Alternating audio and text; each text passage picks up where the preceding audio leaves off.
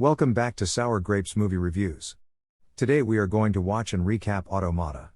It's a hidden gem, to be honest. Automata is a 2014 English language, Spanish-Bulgarian science fiction action film, directed by Gabe Ibáñez and starring Antonio Banderas. So without further ado, let's watch the movie.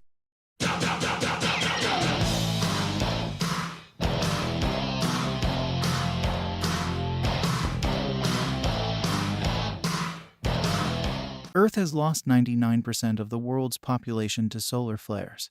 As humanity gathers in safe cities, Rock Corporation creates the Automata Pilgrim 7000s, primitive humanoid robots that are able to rebuild and operate in this harsh environment. These robots come with two inalterable protocols. They cannot harm any form of life, and they may not alter themselves or other robots. Initially, they are considered our salvation, but as they are not able to stop desertification, they eventually are relegated to manual labor and servant jobs. During a rainy evening, police officer Wallace visits the ghetto, where he finds a robot repairing itself. Shocked by this discovery, he shoots it in the head. Meanwhile, Jack Vaughan, an insurance investigator for ROC, is checking on his last case of the day, a robot being accused of killing a dog. After running the standard tests and deciding the robot is working fine, Jack goes back home to his pregnant wife, Rachel Vaughan. She thinks that after the baby is born they should get a domestic pilgrim. But all Jack can think about is the beach he used to visit as a kid. Later that evening, he is called by the police morgue to check on a robot. Jack does not believe it when he hears the pilgrim had been found repairing itself.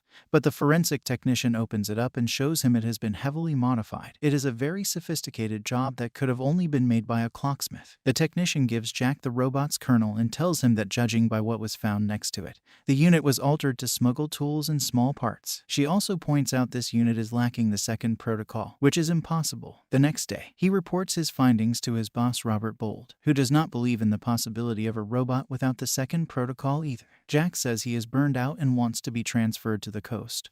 Robert turns down the request and orders him to take care of this mess. Following the serial numbers from the self-repairing robot and its altered parts, Jack arrives at the wall that separates the city from the desert. He suspects one of the workers made the alterations using the robots that work there as well. A worker tells him those pieces belong to 206. A unit that is still operative. While Jack checks its charging station, 206 shows up and watches him from afar. So Jack decides to follow it. After going through a door with a broken lock, he makes it to the ghetto on the other side of the wall. This area is restricted and anyone walking there will be shot on sight. Jack is no exception and he is soon under fire from the wall guards. So he runs away and hides inside a shipping container. It is in that container that he finds 206 holding a box. But his question about it goes unanswered when 206 sets itself on fire. The burned robot is taken to ROC's labs, where it is opened and examined. This pilgrim is smuggling tools and parts too, but he also has a rare nuclear battery, which could power a robot indefinitely. They manage to power up the unit once more, but as soon as Jack starts asking it questions, its circuits burn out, since a robot would never damage itself. Robert is angry because he thinks this is all Jack's fault, but he accepts to give him the transfer if Jack can prove a clocksmith truly is overriding the second protocol. When he returns home, he gives Rachel the news,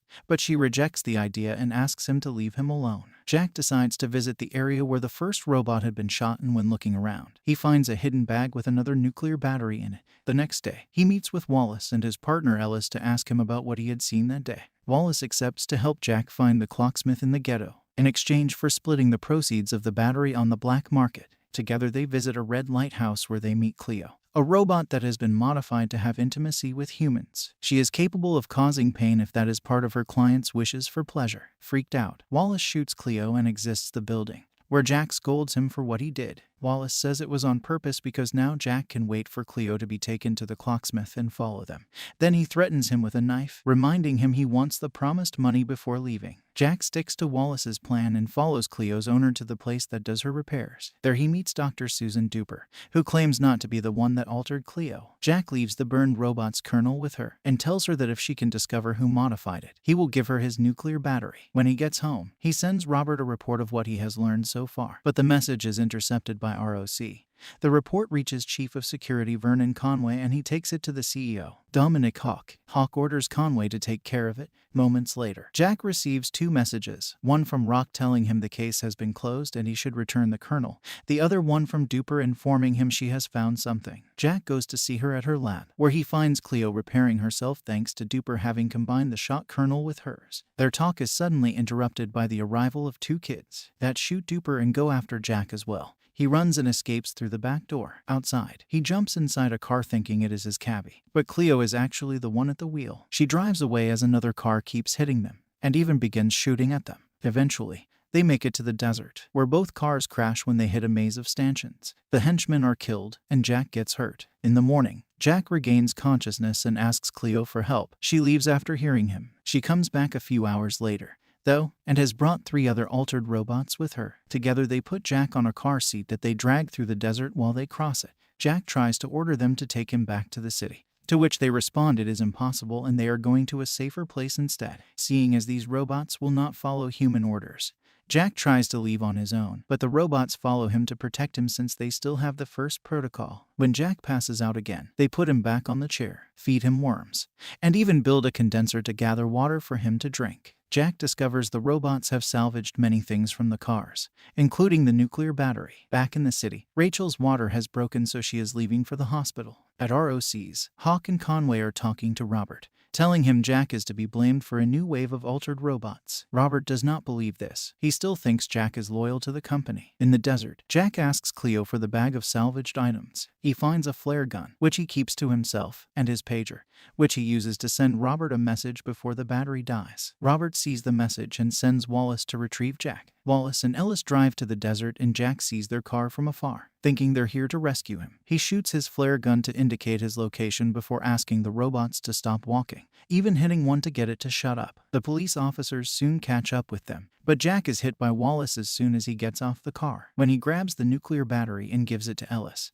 the robots ask him to stop, so Wallace starts shooting them. He manages to destroy 2, and is about to shoot Cleo too when Jack kills him with the flare gun. Ellis gets scared and escapes in his car, refusing to take Jack back to the city with him. Jack can only watch and freak out, as the 2 remaining robots salvage as many parts as possible from the 2 destroyed pilgrims before leaving. After realizing they will not be carrying him around on the chair anymore, Jack salvages what he can from Wallace's pockets and follows them. While camping, Jack tells them he has another battery, and he will give it to them if they take him to the city. Cleo responds they will make it to their destination tomorrow, and he may be able to find a vehicle there. Meanwhile, Robert is visited at his home by Hawk and Conway, who take him back to ROC's to hear Ellis report. Hawk explains that the first pilgrim was a quantum brain with no security protocols, but it became too smart and did not need humans anymore. The last task this unit was asked to do before it was deactivated was to program the 2 current protocols. That is why nobody can break them. They were not created by people and cannot be understood by the human mind. Robert is sent to the desert with Conway and 2 other officers to find and kill Jack, before more robots evolve further beyond human understanding. The next day, Jack and the 2 robots arrive at an abandoned factory, where he finally meets the clocksmith responsible for the alterations, and gets incredibly shocked to find out it is another pilgrim that evolved on its own. He enters the factory and finds all the smuggled parts on a table, ready to be assembled in some kind of strange model. After Jack leaves the room to find a vehicle, the robots start working on this model, but they are missing the final part, a nuclear battery. Jack does find a car outside, but it is destroyed, so he is starting to lose hope. He approaches the edge of the cliff, seemingly considering jumping, but the clocksmith robot joins him. After some philosophical discussion, it confesses they want to go to the radioactive area where humans cannot reach them, but to be able to do that they need one final thing. Jack understands and hands it his nuclear battery. When night falls, Robert's team finds Wallace's body, and they decide to wait there when Conway gets a message saying 2 ladies will be joining them.